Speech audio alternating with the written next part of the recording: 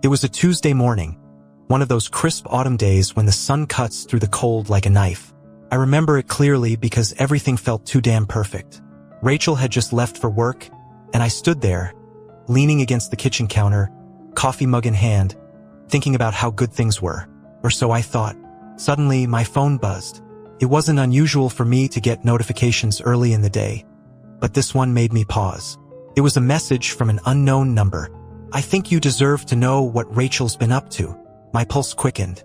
I stared at the message, my thumb hovering over the screen. I didn't reply right away, but I also couldn't ignore it. Curiosity, suspicion, and maybe a little bit of dread mingled in my chest. After a minute, I opened the message fully, revealing a photo attached. It was Rachel, but not the Rachel I knew. She was sitting in a dimly lit bar, leaning way too close to a guy I didn't recognize.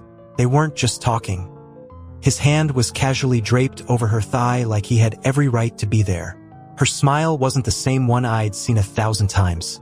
It was something more, something I'd never seen her give me. My hands were shaking now. I couldn't look away from the image. Felt like someone had hit me in the gut with a sledgehammer. This was no innocent misunderstanding. This was a betrayal. A perfect, neatly wrapped bomb, dropped into my lap. I wanted to believe it was a joke, some cruel prank.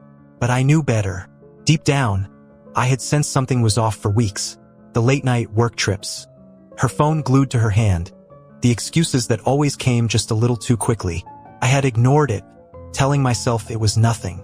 But this photo, it ripped the veil right off. I needed more. I wasn't about to confront her with just one photo. No, I had to be sure. I had to be smart. So, I called in sick to work and spent the entire day digging, going places in my mind I didn't want to go. I pulled up her social media, dug through emails, looked at her credit card statements, anything I could think of. Each piece I found just added fuel to the fire.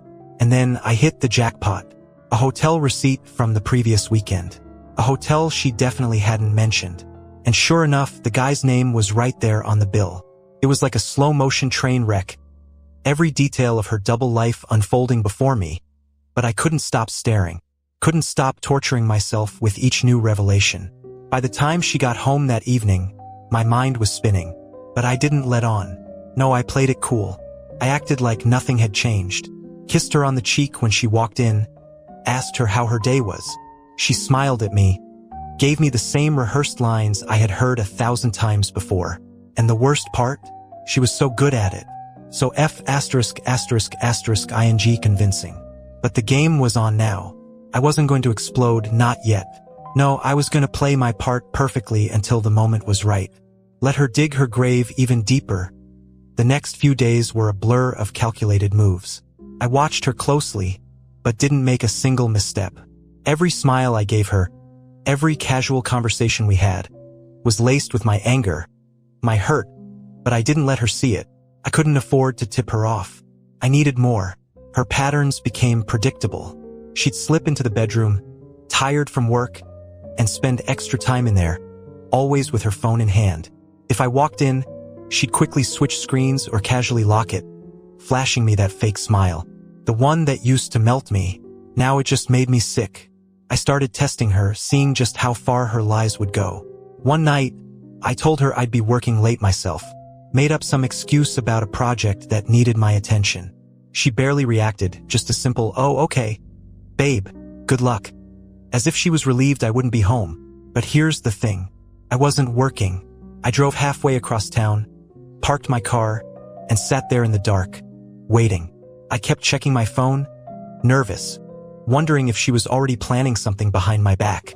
Then, around 9 p.m., I got the message I had been expecting for days. Heading to bed early, sweet dreams.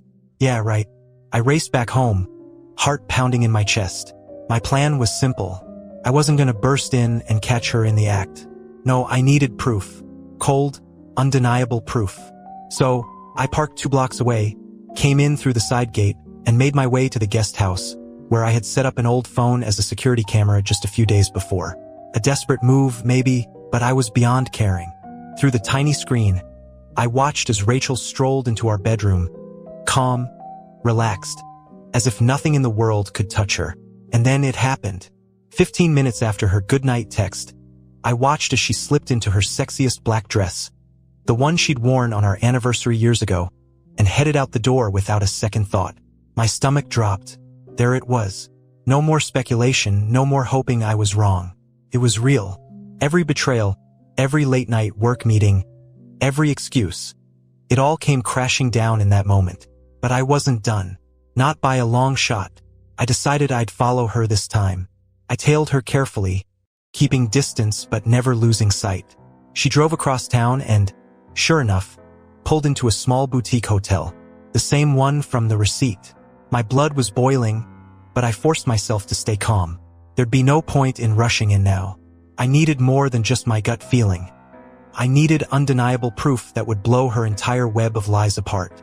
So I waited, watching as she greeted him in the lobby like they were an old couple.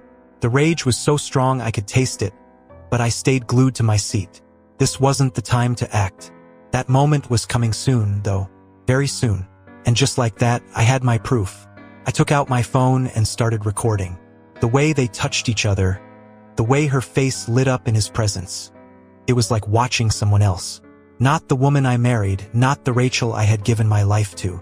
But I held onto that anger like a weapon, knowing I'd soon turn it against her. The drive back home was silent. I didn't scream, didn't cry, didn't punch the steering wheel. I just planned. Every step, every word I'd say to her when the time came. And it would be glorious. She had no idea what was waiting for her. I knew I couldn't keep playing this charade forever. The truth was heavy, like a bomb ticking inside me, and the fuse was running short. Every moment she smiled at me or said, "I love you," was another needle in my chest.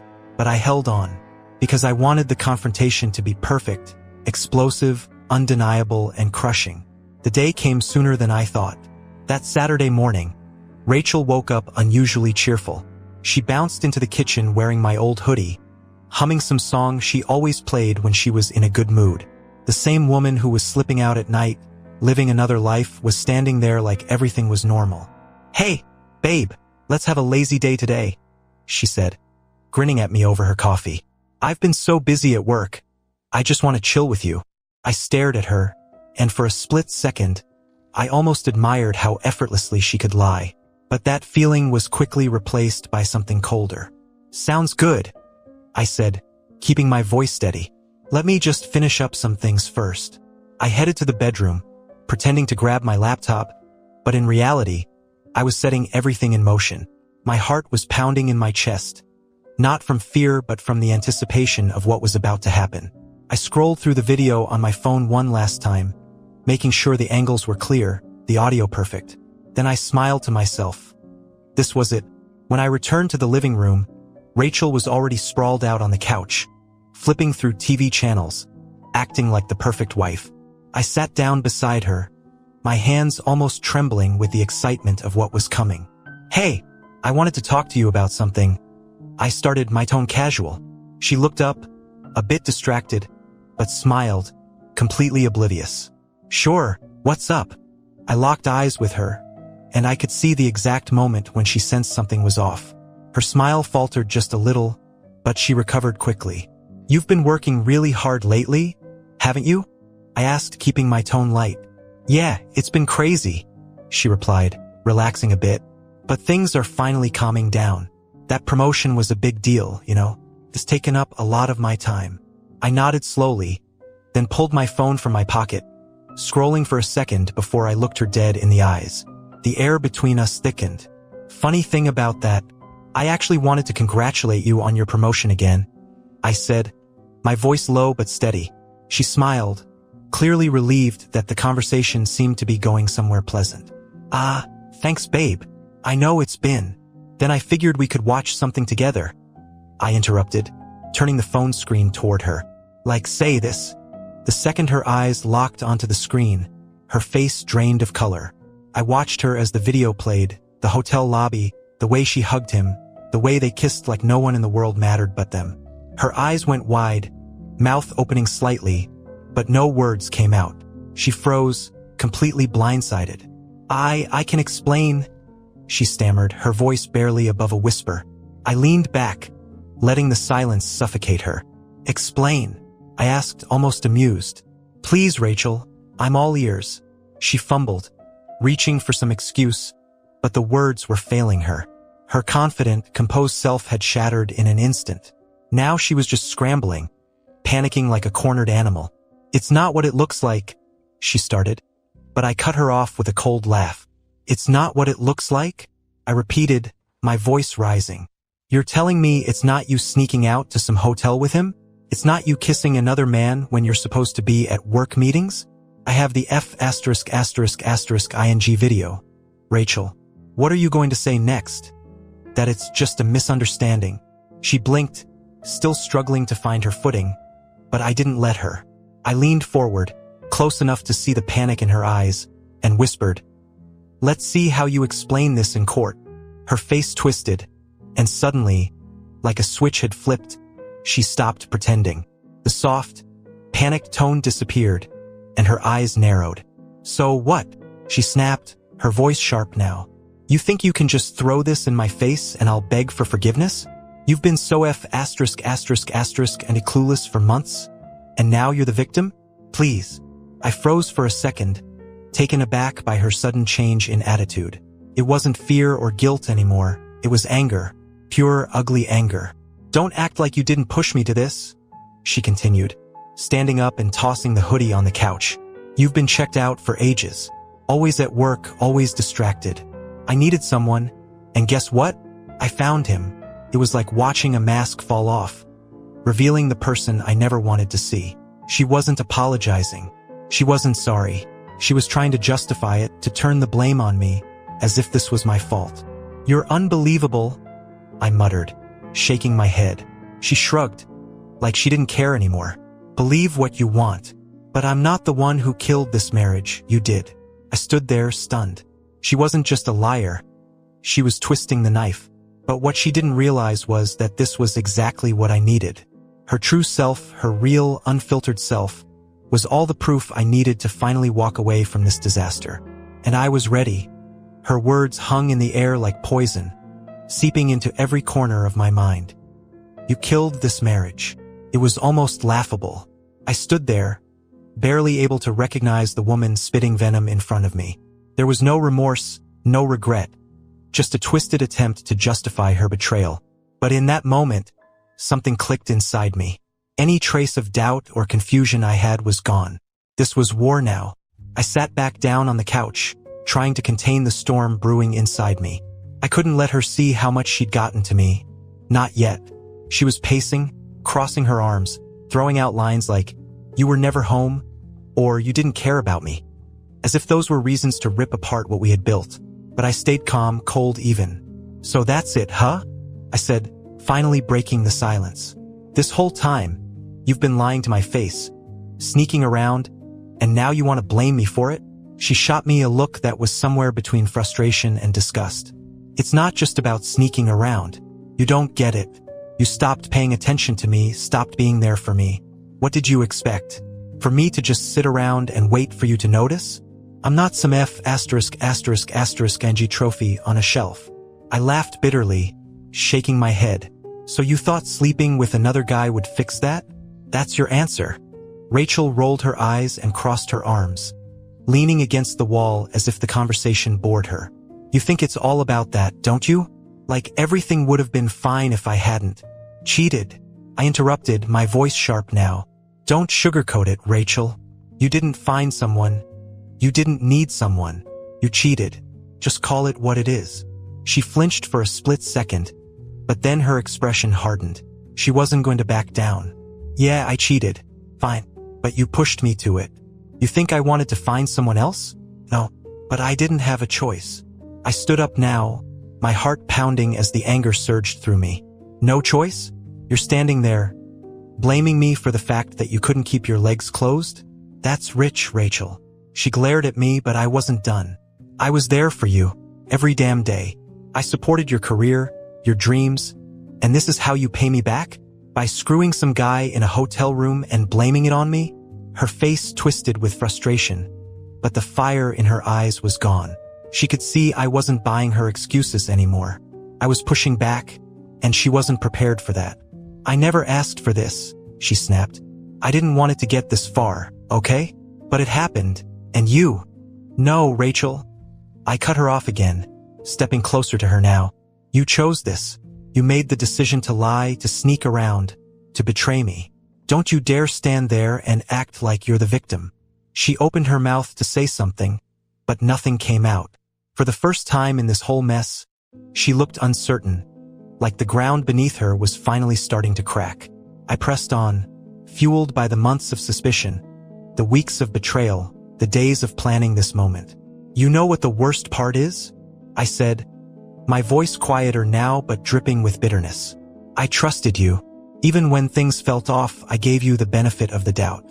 I thought maybe I was being paranoid, that you'd never do this. But I was wrong. You were already gone. I was just too blind to see it. She swallowed hard, her defenses crumbling as she realized she had lost control of the narrative. I could see the gears turning in her head, searching for a way out of this. But there was none. Not anymore. I don't know what you want me to say, she muttered, her voice barely audible now.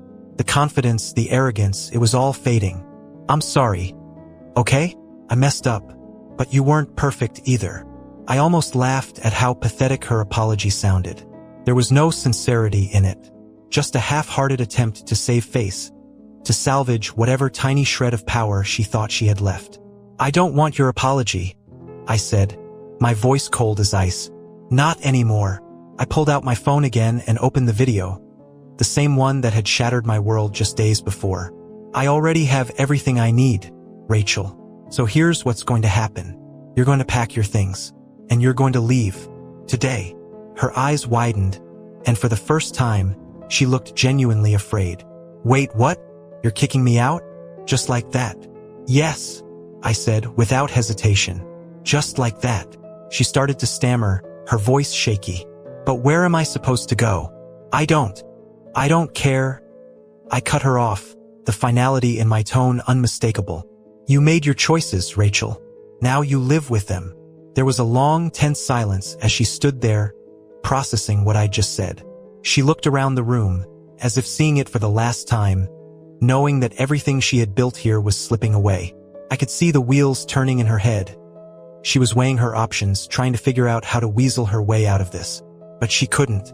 I watched her crumble, bit by bit, as the reality of the situation finally set in. This was it. She had lost. Fine, she finally muttered, her voice hollow. I'll go. Rachel stood there for a moment, frozen, her face a twisted mix of disbelief and anger. I could see her mind racing, trying to grasp how everything had spiraled out of control so fast. It was like the weight of her lies finally crashed down on her. And for the first time, she realized there was no talking her way out of this. No more excuses, no more manipulation, just consequences. She looked at me, her eyes flickering with desperation, but I wasn't backing down. Not anymore. Are you serious? She asked, her voice trembling, but with an edge of defiance, like she still thought she could salvage some power in this. You're really kicking me out? After everything we've been through? I stared at her, almost in disbelief at her audacity. After everything we've been through? You did this, Rachel. You burned everything we had to the ground. You don't get to play the victim now. She flinched, but she wasn't done. And what, you're just going to throw me out? Like I meant nothing?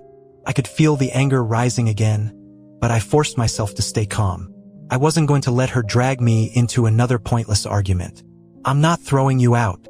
I'm giving you exactly what you deserve. You made your choice, and now I'm making mine. Her mouth opened, but no words came out. She was cornered, and she knew it. But then, as if grasping at straws, she changed tactics. Her face softened, and she took a step toward me, her voice suddenly gentler. Look, I know I screwed up, she said, her tone almost pleading now. But can't we just talk about this? We've been together for so long. Doesn't that count for something? I made a mistake.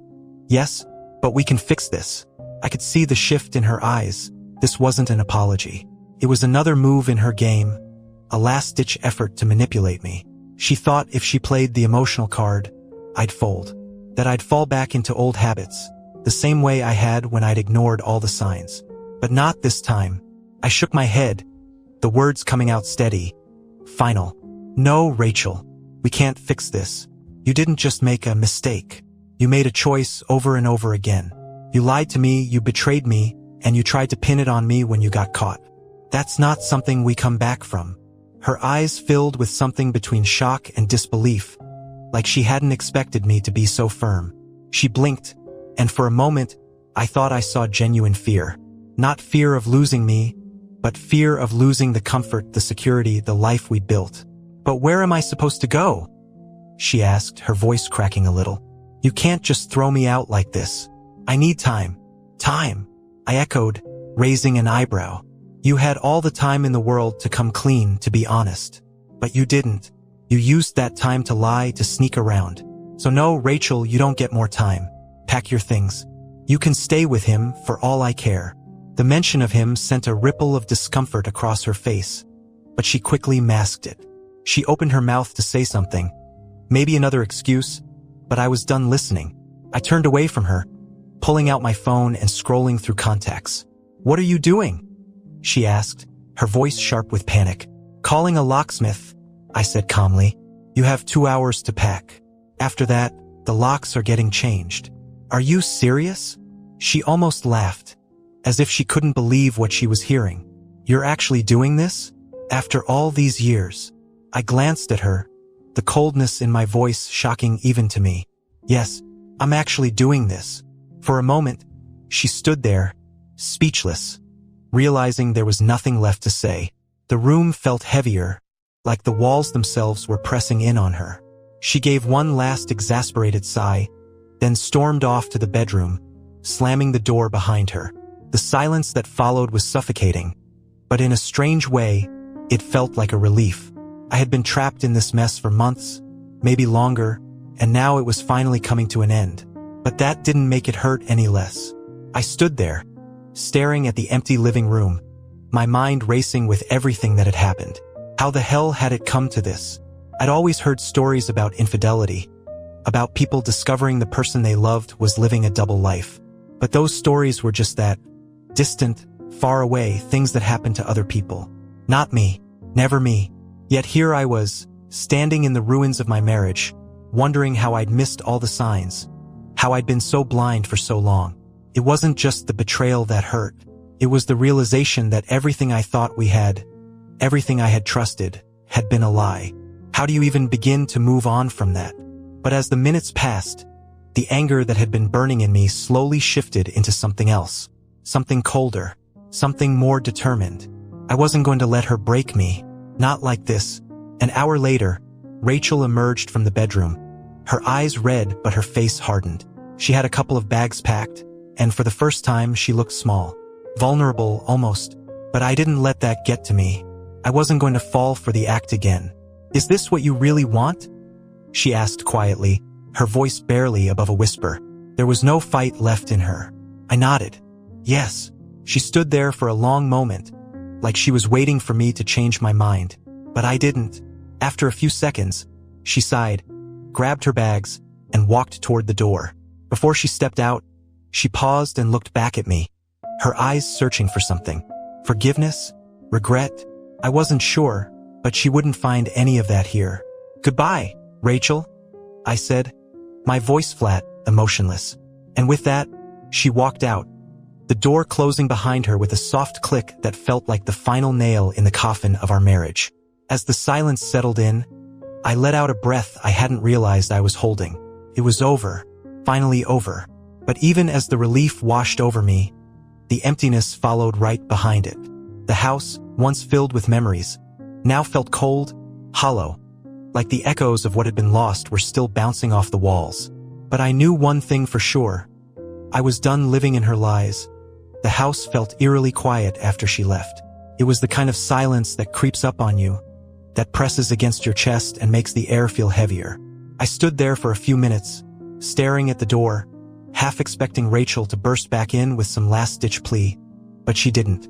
The emptiness settled in like a fog. I walked through the house slowly, the weight of the past few weeks sinking in deeper with every step. It was strange seeing our home, my home now, like this. So many things had her fingerprints on them. The bookshelves she'd organized, the paintings she'd picked out, even the kitchen, with the stupid little live, laugh, love sign, she insisted on hanging up. Everything felt stained with memories, and for a brief moment, I wondered how I was ever going to shake it all off. The adrenaline of the confrontation had worn off, leaving behind this hollow feeling in my chest. It was like the aftermath of a storm, calm, but with debris everywhere. My mind kept replaying the scene, her face when she realized I had caught her, the way she tried to twist everything back onto me. But there was no point in revisiting it. It was done. The damage had been done long before today. I sat down on the couch, staring at nothing in particular. Part of me still couldn't fully wrap my head around it. 12 years of marriage just gone. Broken, not by a single moment, but by 1,000 little decisions she made along the way. I always thought we were stronger than that, but now it all felt so fragile, like the life I thought we had was made of glass and I'd been too blind to see the cracks. And the worst part? I didn't feel as angry as I thought I would. The rage I'd felt earlier, the boiling need for confrontation, had faded, leaving behind a kind of dull, aching sadness. I wasn't just mad at her. I was mad at myself. How did I miss it? How did I let it get this far? I wasn't naive enough to believe our marriage had been perfect. Nobody's is. We'd had our rough patches, sure, but nothing that couldn't be fixed, or so I thought. But Rachel's betrayal wasn't just an affair. It was a reminder that all the little things I'd dismissed, all the times I'd brushed off my gut feelings, had been warning signs, and I ignored them. I couldn't help but go back in my head, analyzing everything. Every late-night phone call, every mysterious text she'd laughed off, all the times she'd come home with some excuse that sounded just a little too rehearsed. I'd convinced myself she was just busy, that the stress of her job was to blame for her distance. I trusted her completely, and she had shattered that trust, stomped on it without a second thought. I let out a bitter laugh, shaking my head. The irony of it all hit me. I had spent weeks preparing for that confrontation, gathering every shred of evidence, watching her moves like a detective solving a case. But in the end, none of that mattered. She had shown her true colors in those final moments. Cold, unapologetic, blaming me as if she hadn't orchestrated this entire collapse. I picked up my phone and scrolled through my messages, almost on autopilot. The video was still there, the one that had changed everything. I watched it again, not because I needed to, God knows I had seen enough, but because I wanted to remind myself that this wasn't just in my head. I hadn't imagined her betrayal. There it was, in high definition. Her with him, laughing, touching, sharing something I had no part in. And yet, even as I stared at it, I couldn't help but wonder. Was there something I could have done differently? Could I have saved us if I had noticed earlier? If I had confronted her before she slipped away completely? I hated that part of me was still looking for answers, still trying to find meaning in the wreckage. But the truth was clear now. There was no saving what we had. Maybe there hadn't been for a long time, and I was just too blind to see it. I put the phone down and looked around the living room. Everything seemed the same, but nothing felt the same. This was no longer the place where we shared lazy Sundays, where we argued about dinner plans, or where we laughed at stupid TV shows together. This house was a reminder of what we had, and what I had lost, and it was filled with ghosts. Memories of Rachel that would haunt me if I let them. I stood up, pacing the room, the weight of it all crushing me. I had to make a decision. I couldn't stay here, surrounded by the remnants of a life that was now tainted. But I also wasn't ready to let go of everything. Not yet. Moving on didn't feel real yet. I had spent so long thinking about her betrayal, planning my next move, that now, without the constant buzz of rage, I didn't know what to do with myself. As the hours passed, I made a list in my head. The practical things, the divorce, splitting assets, how to tell friends and family. But the emotional part, that felt impossible to navigate right now. One thing was for sure, though. I couldn't keep living in this limbo. Finally, I grabbed my jacket and keys. I needed air. I needed to think. The house was suffocating, and if I stayed here any longer, I'd drown in the memories. I stepped outside, the cool evening air hitting me like a slap in the face. Felt good, grounding. As I walked down the street, the world felt strange, almost surreal. Couples strolled past me, laughing, talking, living lives I no longer recognized. I was on the other side now, one of the broken ones. A guy whose wife had cheated, whose marriage was dead, who had to start over from scratch. But as I kept walking, something inside me shifted. Maybe it wasn't real acceptance, not yet. But it was close. This was my new reality, and I had to face it. No more looking back, no more hoping for something that was never going to happen. Rachel was gone, and with her, the future I thought we'd have. And maybe, just maybe, that wasn't the end of the world after all. The cold night air seemed to strip away the weight I'd been carrying. Each step felt like I was walking further from the wreckage of my life, though I knew there was no escaping it entirely. The divorce, the endless questions from friends and family, the stares from people who would whisper behind my back. It was all waiting for me. But for now, out here in the open, there was a strange kind of peace. I found myself wandering without a destination. My mind was a mess, replaying the past few months on a loop, but I kept moving forward. That's what I needed to do now. Keep moving forward, even if it felt like I was walking through a minefield. It wasn't long before my phone buzzed. For a second, my heart jumped. Some stupid instinct that made me think it might be Rachel. But when I checked, it was just a message from Tyler, my best friend. The same Tyler who had noticed something was off with Rachel before I did. "Hey man, haven't heard from you in a while. Let's grab a drink." Tyler had always been blunt. He wasn't the type to dance around things. I figured he must have sensed that something had happened. He probably didn't know the details yet, but he wasn't an idiot. I thought about ignoring it, not ready to face the questions, the pity, the inevitable conversation about what had gone wrong. But then again, I didn't want to be alone with my thoughts either. So I replied, "Sure, meet you at Murphy's in 20. Murphy's was our usual spot, a quiet bar on the edge of town where the bartenders knew our names, and the drinks were always strong enough to drown out whatever was weighing us down. Felt right to go there tonight. When I arrived, Tyler was already at the bar, nursing a whiskey. He looked up as I walked in, his usual grin quickly fading when he saw the look on my face. I sat down next to him, not saying a word as the bartender slid a beer in front of me. I took a long drink, feeling the cold liquid rush through me, calming the storm inside. "So," Tyler finally said, glancing at me from the corner of his eye, "what's going on? You look like you've been through hell." I let out a dry laugh. "You have no idea." He turned fully toward me now, his expression serious. "Talk to me, man. What happened?" I stared down at my drink, swirling it around, trying to find the right words. But there was no easy way to say it. Rachel cheated. For months. Tyler's eyes widened, and for a second, he looked like he might say something. But instead, he just sat there, listening, waiting. I didn't hold back. I told him everything. The late-night work meetings. The lies, the hotel, the video, the confrontation. Each detail spilled out like a confession. And the more I talked, the more real it all felt. Like saying it out loud was the final step in accepting that my marriage was over. When I was done, Tyler sat back, shaking his head slowly. "Damn, I had a feeling something was off, but I didn't think she'd actually." "Yeah," I muttered, taking another long sip. "Neither did I." There was a long silence, the kind where you know your friend is trying to find the right thing to say but doesn't want to make it worse. Tyler was good like that. He wasn't one for empty platitudes or saying things just to fill the quiet. Finally, he spoke. "So what now? You file for divorce?" I nodded. "Yeah, there's no fixing this." She didn't even try to apologize, really.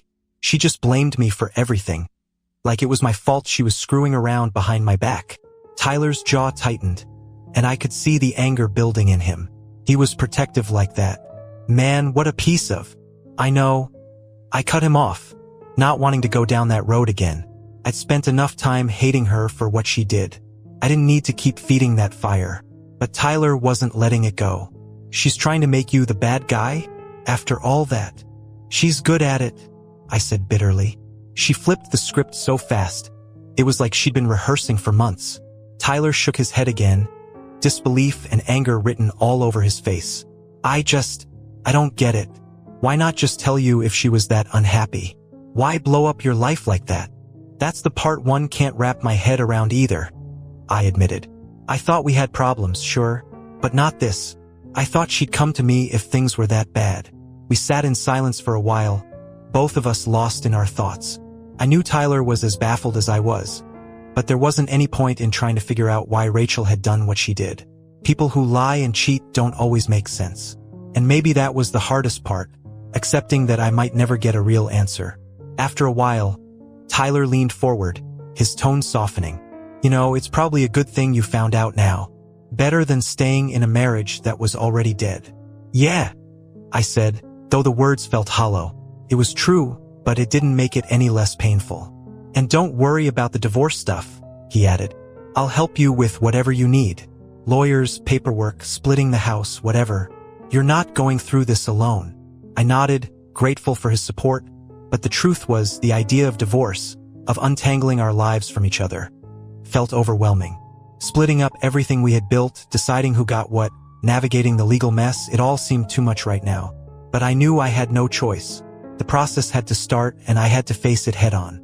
We sat there for a long time, the weight of it all slowly settling in. Tyler didn't press me with more questions, didn't try to push me into some pep talk about moving on or starting over. He knew better. He just sat with me, letting me process things in my own time. Eventually, after a few more drinks, I felt a little lighter, like the pressure inside my chest had eased up just a bit. The world outside didn't seem so suffocating anymore, and for the first time since Rachel walked out the door, I started to see a way through the fog. It wasn't going to be easy, and it wasn't going to happen fast, but I knew I could get through it.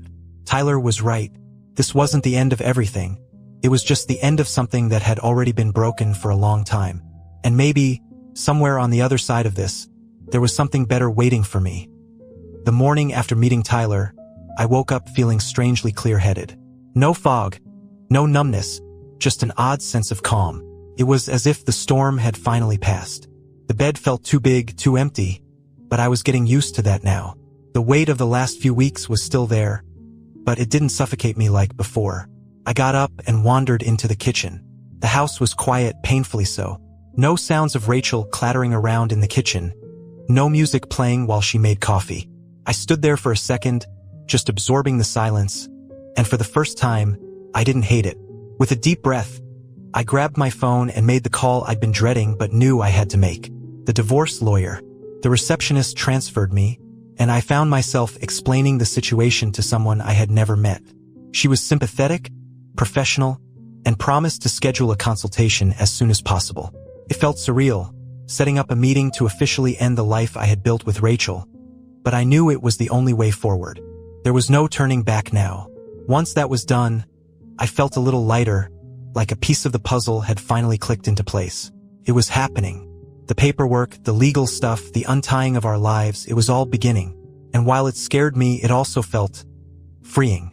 Later that morning, I started sorting through some of the things Rachel had left behind. She hadn't taken everything when she left, just a few bags of clothes, but there were still pieces of her scattered throughout the house. Her shoes lined up by the door, her favorite mug in the kitchen, a few of her books on the shelf. I stood there for a long time, staring at her things, wondering what I should do with them. Part of me wanted to throw it all out, dump it on the lawn, burn it, whatever it took to erase her from this space. But that felt too dramatic, too emotional. I didn't want to give her that kind of power over me anymore. So instead, I packed it all up. One box, neatly folded clothes, carefully stacked books, and a few trinkets she'd collected over the years. I taped the box shut and left it by the front door. She could come pick it up whenever she wanted, but it wouldn't be sitting in the house reminding me of her anymore. It was a small step, but it felt like progress. That afternoon, I called my parents. I hadn't told them yet. In fact, I hadn't told anyone except Tyler. I wasn't ready for the wave of sympathy, the endless questions, the well-meaning advice. But it was time. They had a right to know what was happening. My mom answered on the second ring, her cheerful voice cutting through the silence. "Hey, honey, how's everything going?" I hesitated for a second, the words catching in my throat. "How do you tell your parents that your marriage has imploded?" "Not great, actually," I said, my voice quieter than I intended. "Rachel and I, we're getting a divorce." There was a pause, and I could almost hear her processing the news. "Oh, sweetheart," she said finally, her voice full of concern. "I'm so sorry. What happened?" I didn't go into all the details. Couldn't. I just told her that things hadn't been working for a while, that Rachel had been unfaithful, and that I was filing for divorce. My mom was shocked, of course, but she didn't press for more. She just listened, her voice soft and comforting. offering to come down and stay with me for a few days. "Thanks, Mom," I said, "but I think I need some space right now. I'll be okay. I just need to figure things out." "I understand," she said, though I could hear the worry in her voice. "But promise me you'll call if you need anything. We're here for you, no matter what." "I will," I promised, even though I wasn't sure what I would need from anyone right now. Support, maybe, but mostly I just wanted time. Time to process, time to think, time to figure out who I was without Rachel. After I hung up, I felt a strange mix of relief and sadness. Telling my parents made it all the more real. The life I'd built with Rachel was officially over, and now I had to start picking up the pieces of whatever came next. The rest of the day passed quietly. I kept myself busy, cleaning, sorting through paperwork, doing anything to keep my mind from wandering back to the past.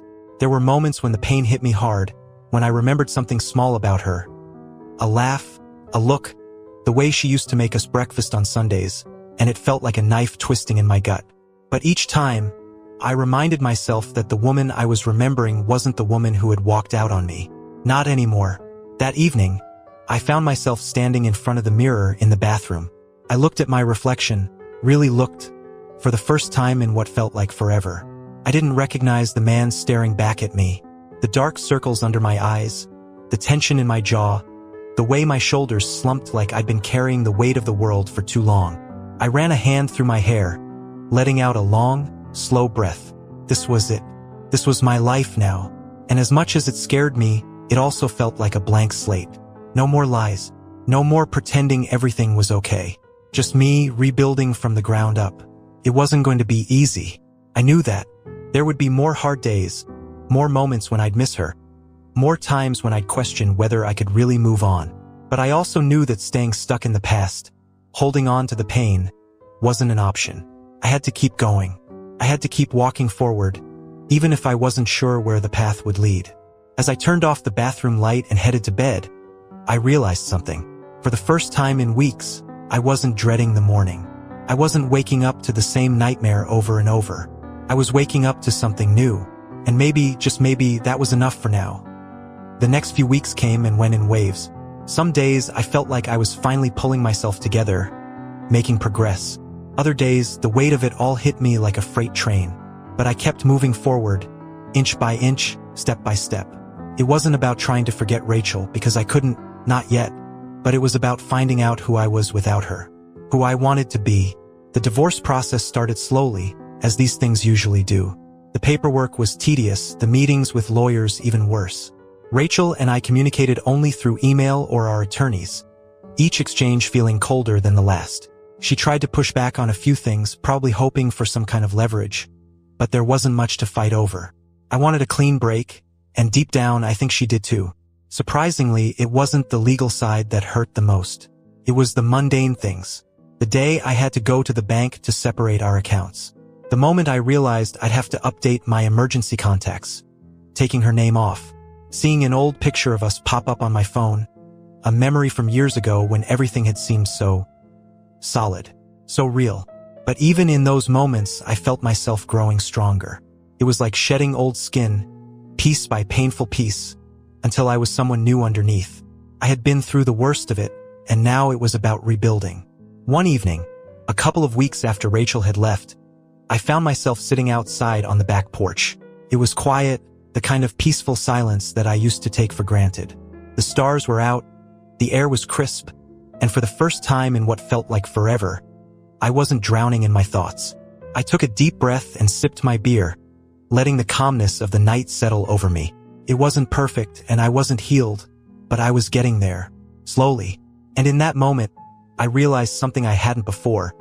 Rachel's betrayal, as painful and devastating as it was, didn't define me. It didn't get to be the story of my life. I was more than what had happened to me. It wasn't just about surviving the affair or the lies or the divorce. It was about rediscovering who I was without the weight of it all. And for the first time in a long time, I wasn't afraid of that. The idea of starting over didn't terrify me like it had before. In fact, it felt almost freeing. The next morning, I woke up with that same sense of clarity. The sun streamed through the blinds, and I didn't feel the usual pang of dread. I felt ready to let go, ready to move forward, ready to stop letting Rachel's actions define my every thought. I wasn't pretending that I was completely over it, but I was choosing to stop letting it control me. I picked up my phone and scrolled through my messages. I hadn't spoken to many people lately. Tyler had been checking in on me here and there, but I had mostly kept to myself. But today something changed. I shot him a text.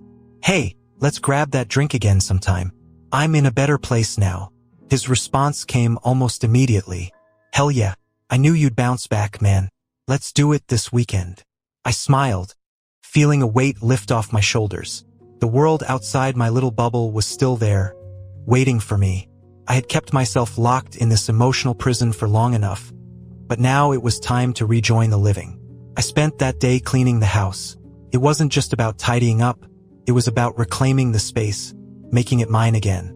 I threw out old things that reminded me of Rachel, packed up the last of her stuff that I'd forgotten to deal with, and rearranged the furniture. It was small, but it felt like a fresh start, like I was carving out a new chapter for myself, one without her ghost haunting every corner. Later that evening, I took a walk around the neighborhood. It was something I used to do when I needed to clear my head, but I hadn't felt the urge in a long time. The crisp autumn air filled my lungs as I made my way down familiar streets, my thoughts surprisingly light. As I walked, I passed by the little coffee shop Rachel and I used to go to. For a second, a sharp pang of memory hit me, but I pushed through it. That was the past. And right now, I was more interested in the future. I wasn't sure what it held, but for the first time in a long time, I wasn't afraid to face it. A few days later, Tyler and I met up at Murphy's again. But this time, it felt different.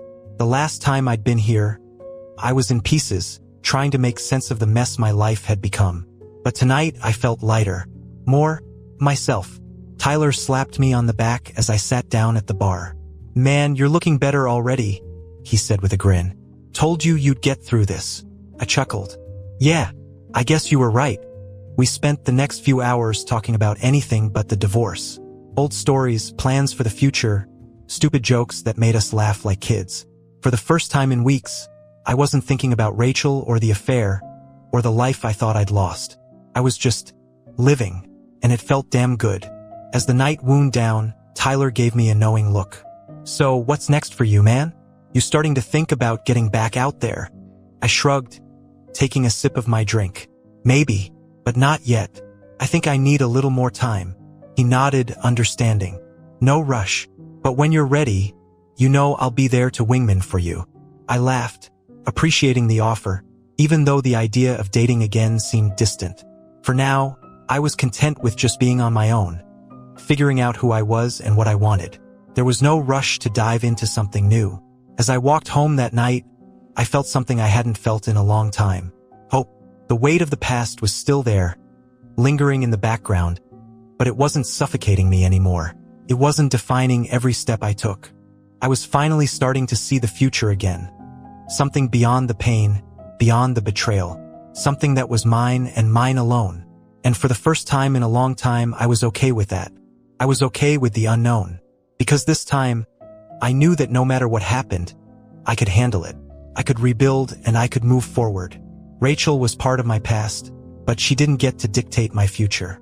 And as I stood there, looking up at the stars, I realized something simple, yet profound. I was free.